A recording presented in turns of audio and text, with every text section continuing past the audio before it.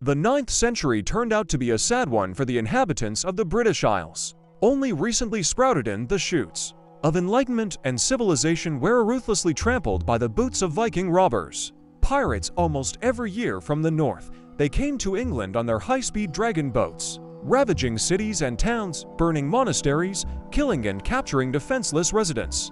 They first appeared in January 793 at the monastery of Lindisfarne and burned it down, mercilessly killing the monks. After that, raids on the coast Northumbria and East Anglia were repeated every 3 to 4 years. And since 832 they have become almost annual. The Anglo-Saxons could not effectively resist the invaders, who attacked suddenly and just as quickly disappeared into the sea, taking with them the loot.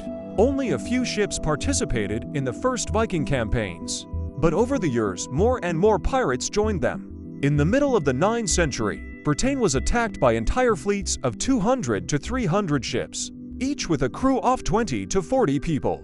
Every year the geography of the raids expanded, and by the middle of the century there was a town or monastery that escaped ruin.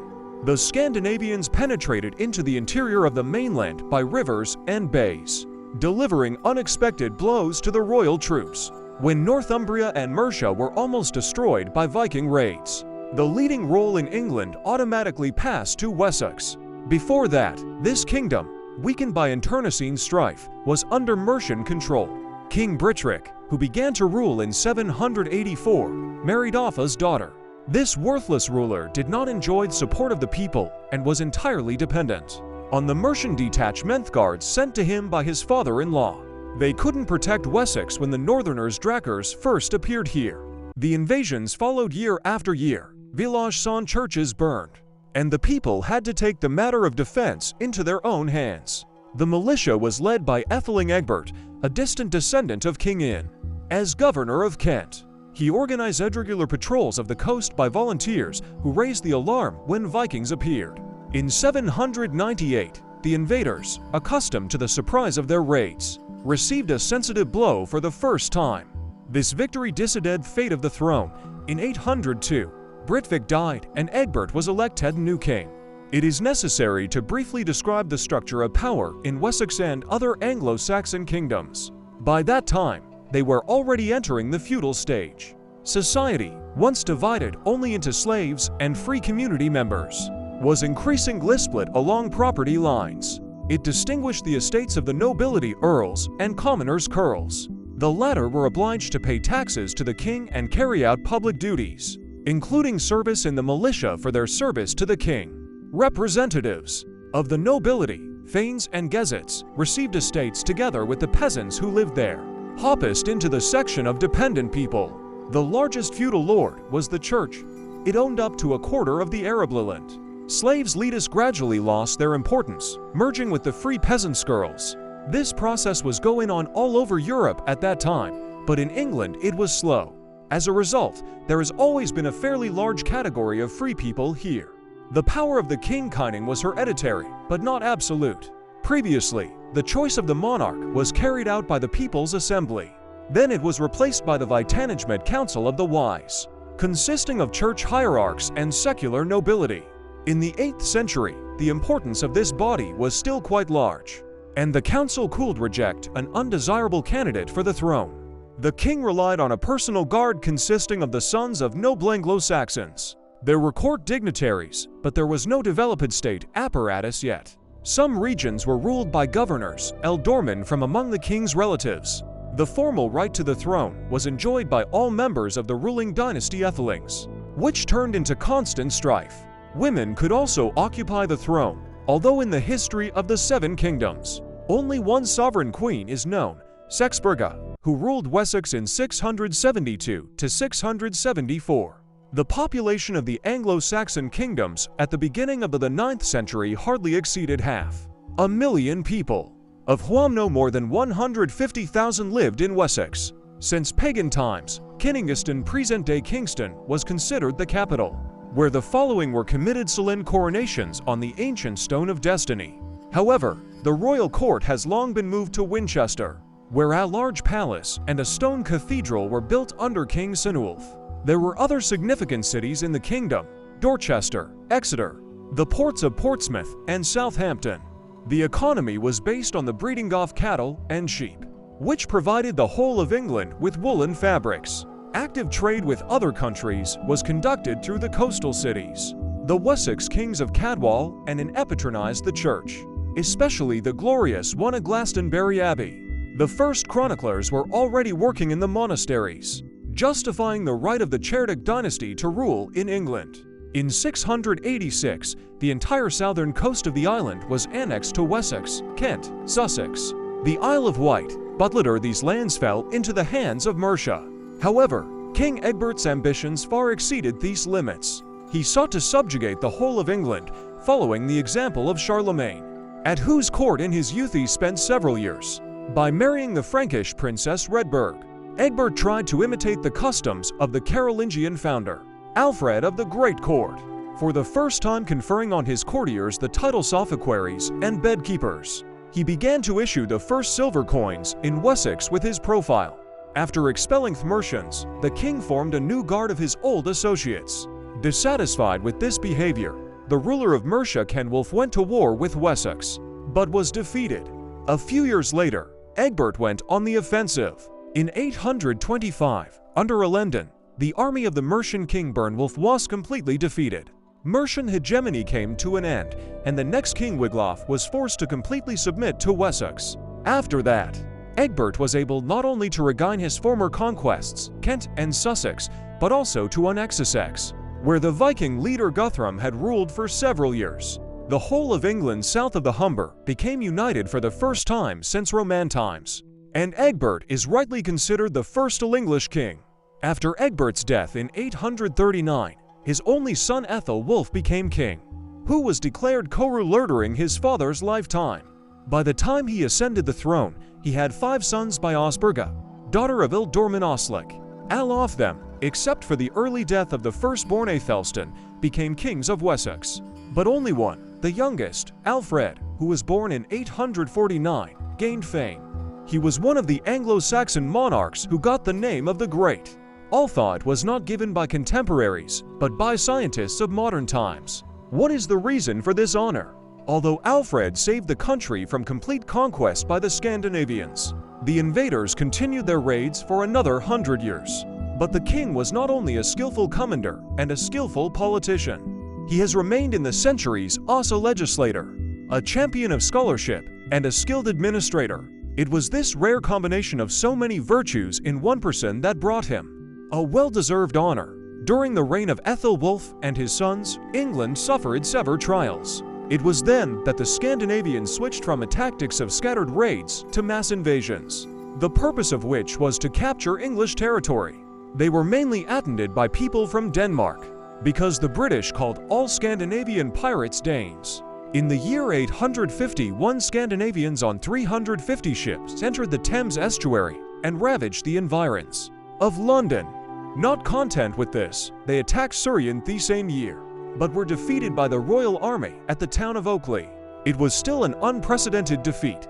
At least 1,000 invaders remained on the battlefield. In 865, Northumbrian warriors captured the famous Viking leader Ragnar Lodbrok, and the king ordered him to be thrown into a pit with snakes. In 867, a great army of Ragnar's sons, Ivar the Boneless, Bjorn the Ironside, and Sigurd the Snake in the Eye appeared in the east of the island, who wanted to avenge the father. About 10,000 warriors arrived on 400 ships, which descended on England like a hurricane. Their first victim was Northumbria, having captured York. They founded their kingdom there with Ivar at the head. King Elawaskild and his successor Egbert became a submissive vassal of the Scandinavians. Having driven the locals from their homes, the conquerors settled on their land and began to transport their families from Denmark and Norway. For almost 100 years, the north of England became a Scandinavian colony. Having ruined all the seaside towns and monasteries, the Vikings began to make trips into the interior of the country along rivers and bays. They often put horses on ships, which provided them with speed of movement over land and an advantage in combat with Anglo-Saxons. On foot, during the years of relative peace, the British militia had forgotten how to handle weapons and thought more about their crops than about the war. They did not know the battle formation were poorly armed and had almost no means of protection. They were confronted by experienced warriors dressed in chainmail and steel helmets. The Scandinavians also had such secret weapons as berserker warriors, who drugged themselves with an infusion of fly agaric and furiously rushed into battle, despising death. It is clear that for decadist Vikings, as a rule, defeated even the superior forces of the Anglo-Saxons. However, the scale of the battles of that era does not need to be exaggerated. Minus to 2,000–3,000 soldiers from each side participated in the largest of them. The damage from the Scandinavian raids was also not as great as it is sometimes imagined. However, the northern pirates inflicted heavy damage on English culture, burning monasteries along with priceless manuscripts and art monuments. King Ethelwulf, destined by his father fourth priesthood, was not ready to resist the invaders. Weak and sickly by nature, he spent time in prayer, founded monasteries, and made rich donations to temples. The king was indifferent to military affairs and did not even try to strengthen the country's defenses in the face of a formidable invasion. His eldest sons Aethelstan and Ethelbald were engaged in the fight against the Vikings. The first was appointed Ealdorman of Kenton, successfully defended this area from raids for several years, until he died in one of the skirmishes in 855. Where was the prince during these tumultuous events? Alfred. Shortly after his birth, in 853, he was sent by his father to Rome. As Bishop Asser reports in his Life of Alfred, the main source of information about the life of the monarch, Pope Leo IV received the baby with honor and declared him his spiritual son. According to Asser, Alfred was even anointed king by the Pope. But most likely this story is fictional. Such oddities have long raised doubts about the authenticity of the biography. Asser, there were versions that she was actually it was written in the 12th century to prove the glorious past of the English monarchy. It was at this time that the oldest surviving manuscripts of the life of Alfred belong. By that time, there were many folklore stories about the life of the king, not all of which were included in the book. Asser's authorship is also denied by A.P. Smith, the author of the most detailed biography of Alfred to date. Apparently, the prince stayed in Rome until 855, when his father arrived there as a pilgrim. In next year, Ethelwulf and his son returned home via France, where he married 16-year-old Judith, the daughter of King Charles of Franche Baldwin. This move drove a wedge into the relationship between the king and his sons from his first wife, three of whom were older than the new stepmother. Upon learning of his father's deed, Ethelbald rebelled and, with support of the nobility, occupied the capital. Upon his return, the king had to make peace with his son and give him the entire western part of England, keeping the east for himself. Osburga was probably still alive at that time, and the king simply sent her away after the new marriage, although he did not prevent the children from seeing her. About this is evidenced by the story told by Asser about how the queen showed her sons a book with wonderful colored pictures and promised to give it to the one who could read and write faster than others. Naturally, Alfred, who was 12 years old by that time, turned out to be the smartest. It is worth remembering that even princes were not taught to read at that time, and, as far as is known, none of Alfred's predecessors in the Wessex throne could put his name on paper. However, literacy was even more rare among queens, so it is possible that this story is not about Osburg and about the new Queen Judith. Education in France at that time was more widespread than in England. It seems that Ethelwulf loved Alfred more than other sons, but could not make him heir without bypassing his older brothers. After his father's death in 857, the rebellious Ethelbald became king, who soon married a young stepmother Judith, quickly forgetting about his hostility to her. In 860, he died suddenly, leaving the throne to his brother Ethelbert, who had previously been king or ealdorman in Kent. In the same year, the Danish army stormed Winchester and looted it. 7 years later, the invasion was repeated in these same years. The Great Army plundered Kent and Essex. Obviously, during this period, the residence of the English kings was moved from Winchester to the safer Sherborne. The Vikings felt themselves the masters of the country. They increasingly wintered on English shores in order to visit the robbed towns and villages again in the spring. In 866, Ethelbert died, and the third son became king, Ethelred. He wasn't much older than Alfred, and he took over the position of the chief advisor to his cowardly and indecisive brother. In 868, the 19-year-old prince received a baptism of fire. Together with the king, he went on a campaign against Nottingham, captured by the Scandinavians.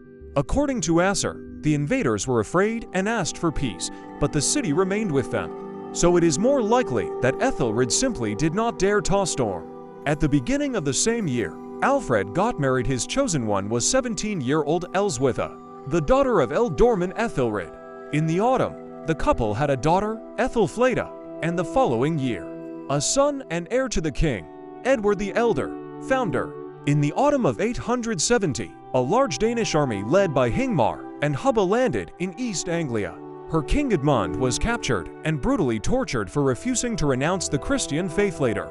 He became one of the patron saints of England. After wintering in Norfolk, the Scandinavians set off up the Thames early the following year and reached Reading. There they were met by the Wessex Earl Ethelwulf with a small squad.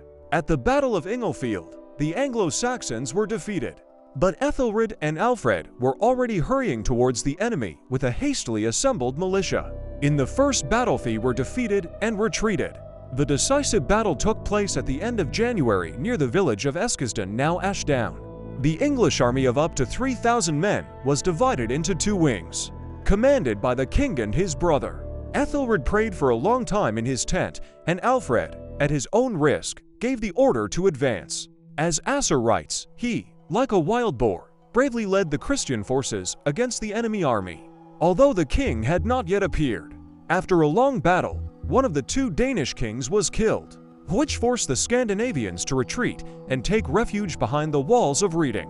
When supplies ran out, they had to leave the fortress and fight their way to the ships left on the Thames. Along the way, Alfred fought them twice more, dealing heavy damage. In May 871, Ethelred died, and Alfred was proclaimed king by common consent. A month later, he fought the Danes again at Wilton, and this time lost. The kingdom was so weakened that Alfred had to make peace on the condition of paying tribute. The Wessex kings were paying off from the invaders since the time of Ethelbald, but this tactic brought little success. The Vikings did not have a unified command, and some pirates were not going to honor the treaty concluded by others at all. Besides, they now had a different goal: to capture the whole of England along with its wealth. In 872, they invaded Mercia and in 2 years ravaged it almost entirely, forcing King Burgred to abdicate the throne and flee to Rome. The new king was Etheling Celwulf, who obeyed the invaders in everything and even agreed to renounce Christianity for their sake.